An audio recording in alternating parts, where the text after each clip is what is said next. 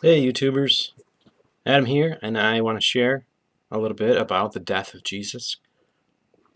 Um, there's something fascinating that I think most of us overlook about the death of Jesus Christ. So we have all heard of the gospel, which teaches that Jesus died as a substitution, as a penalty for our sins, as a sacrifice, and his blood was shed um, like a sacrificial lamb so that we might be able to be forgiven.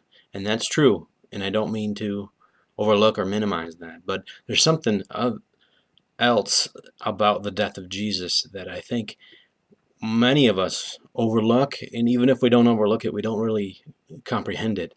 And that is that when Jesus died on the cross, it was not only him who died, but it was all of humanity. As far as God is concerned, all of humanity died with Jesus on the cross. It was like an extinction event. It's almost like all the when Adam and Eve sinned, God said, on the day that you eat of the tree of knowledge of good and evil, on the day that you do that, you will die. It says that in Genesis. And then sure enough, Adam and Eve ate. But physically, they didn't die. They lived many, many years and had children. They didn't die. They didn't drop dead, which is what you would think when you read Genesis. It's almost like, as far as God is concerned, they died. And humanity, after that moment, was as good as dead. But it's almost like God, in mercy, allowed the physical life to continue. And so that ended with Jesus. The death of humanity happened, it finalized on the cross with Jesus. And by his grace, we continue on physically. But without Jesus now, we're dead. We're still dead. As far as God is concerned, we're extinct. We're corpses. And so when Jesus died, he ended us. We're done. There is no humanity as far as God is concerned. There's the new humanity, which began with the resurrection of Christ. So if you read a few evidence for this, Ephesians 2:5. Even when we were dead in our transgressions, he made us alive together with Christ.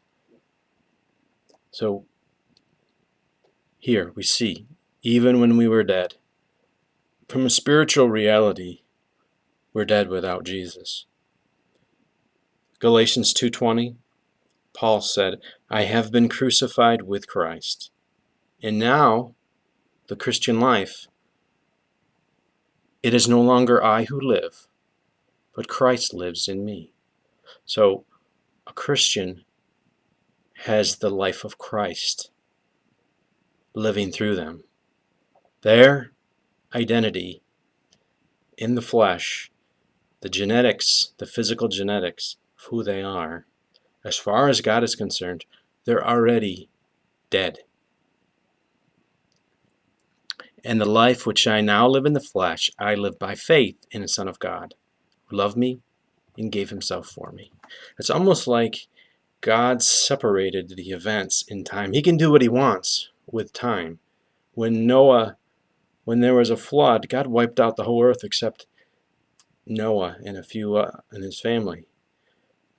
So it's almost like the cross was another extinction event.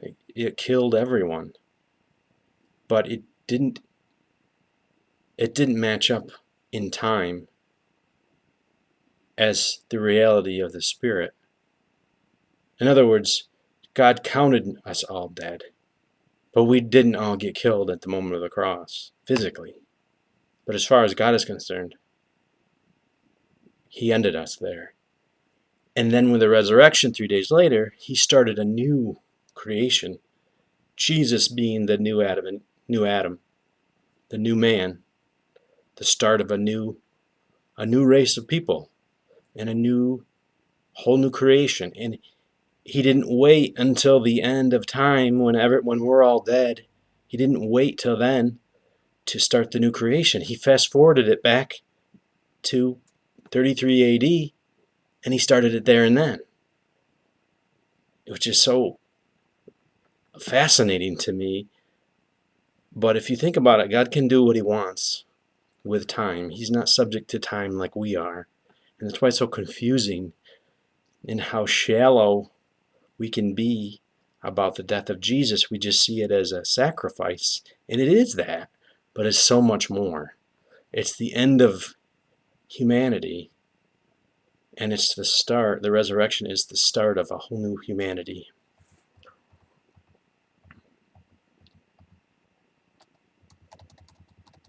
So the death of Jesus Christ represents the death of humanity. And so this has many implications in how we live our lives. My life in my flesh, in my humanity, is to be crucified daily and to be put down. It's still here. My flesh is still here. My sin nature still seeks to live and control me. But by killing that every day, through Jesus and through the Spirit, I live to God, and I live by God.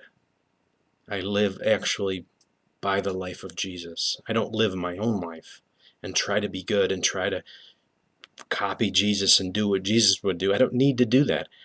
Adam's dead, and Jesus is alive through Adam. And I just learn how to live by his life and let that life come out of me. And that is the Christian life.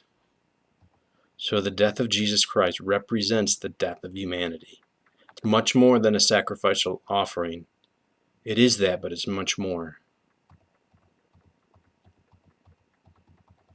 So why did God kill us in a spiritual way, in spiritual reality, before he killed us physically?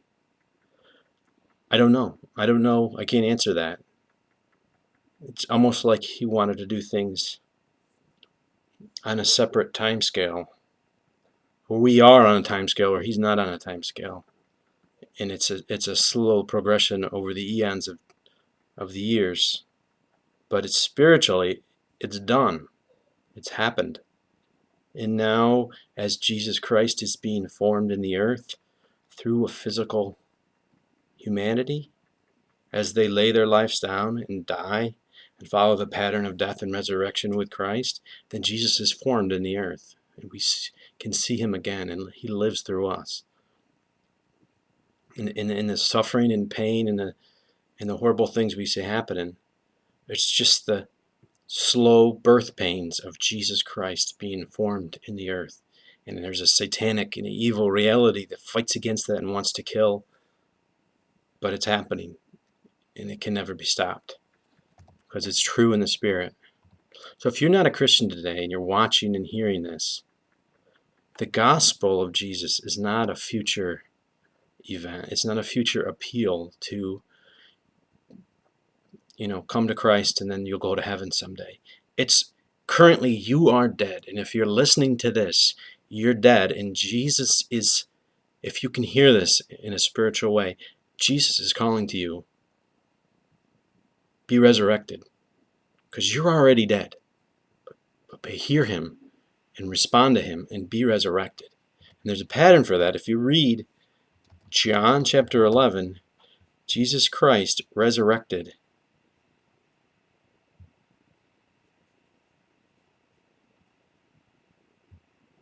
Lazarus. So if I go to John chapter 11,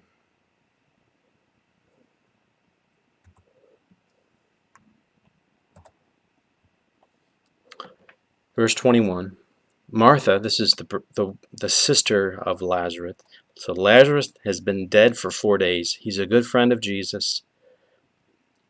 The whole family is a good friend of Jesus. Lazarus gets sick and he dies. He's been dead for 4 days. He purposely didn't come home and heal Lazarus, which they knew he could do. They asked him to come. He purposely did not come.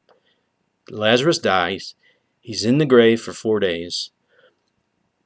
John 11:21. Martha then said to Jesus, Lord, if you had been here, my brother would not have died. Even now I know that whatever you ask God, God will give you. Jesus said to her, your brother will rise again. Martha said to him, I know that he will rise again in the resurrection. Jesus said to her, I am the resurrection and the life. So there you see Jesus, to her, the resurrection was a future event. And Jesus claims that future event to him currently. He is resurrection. He is that resurrection, regardless of time. He like strips the word of any of time, and he puts it into himself. He who believes in me will live even if he dies. And I believe someone listening to this can hear Jesus speaking to you right now. If you can hear him, he's resurrected. He who believes in me will live even if he dies. So we're all physically going to die, but spiritually, we're all considered dead unless we believe in him. Everyone who lives and believes in me will never die. Do you believe this?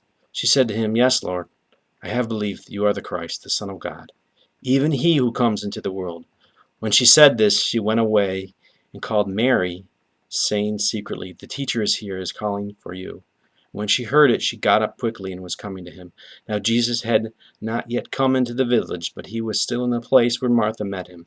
Then the Jews who were with her in the house, and consoling her. When they saw that Mary got up quickly and went out, they followed her, supposing that she was going to the tomb to weep. Therefore, when Mary came where Jesus was, she saw him and fell at his feet, saying to him, Lord, if you had been here, my brother would not have died. When Jesus therefore saw her weeping, and the Jews who came with her also weeping, he was deeply moved and was troubled, and said, where have you laid him? They said to him, Lord, come and see. Jesus wept. So the Jews were saying, see how he loved him? But some of them said, could not this man who opened the eyes of the blind have kept this man from dying? So Jesus, again being deeply moved within, came to the tomb. And he might be coming to your tomb right now. Now it was a cave, and a stone was lying against it. Jesus said, remove the stone.